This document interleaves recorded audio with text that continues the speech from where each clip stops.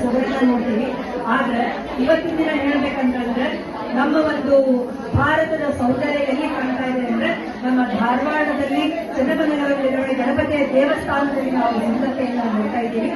ಹಾಗೆ ನಾವು ಬೆಳಗ್ಗೆ ಎದ್ದ ತಕ್ಷಣ ಏನಿದೆ ಕಸ ಮುಡಿಸುವಂತ ಹಿಡ್ಕೊಂಡು ರಂಗೋಲಿ ಹಾಕುವ ಸೌಂದರ್ಯ ಆಗಿರ್ಬೋದು, ಬಾವಿ ನೀರು ಜಗ್ಗುವಾಗ ಬರುವಂತಹ ಮಧ್ಯಾಹ್ನ ಶಬ್ದವಾಗಿರಬಹುದು, ಹಾಗೆ ಹಾಲು ಕರೆಯುವಾಗ ಸಿಗುವಂತಹ ಒಂದು ಮಹನೀಯ ಕ್ಷಣ, ಇವೆಲ್ಲವನ್ನೂ ಮಾಡುತ್ತಾ ಆ ಹೆಣ್ಣು ಮಗಳು ಏನ್ ಮಾಡ್ತಾರೆ, ಹೊಲದಲ್ಲೂ ಸಹ ಕೆಲಸಗಳನ್ನ ಮಾಡಿ ಬೆಳೆಸಿ ಆ ಬೆಳೆ ತಂದ ಫಸಲನ್ನ ಏನ್ ಮಾಡ್ತಾರೆ ಬಂದಾಗ ಅವರು ಒಂದು ಸುಗ್ಗಿಯನ್ನ ಆಚರಿಸ್ತಾರೆ. ಆ ಸುಗ್ಗಿಯನ್ನ ಯಾವ ರೀತಿ ಆಚರಿಸ್ತಾರೆ ಅನ್ನೋದನ್ನ ನಾವು ನಿಮ್ಮ ಮುಂದೆ ಪ್ರಸ್ತುತಪಡಿಸಿದ್ದೇವೆ.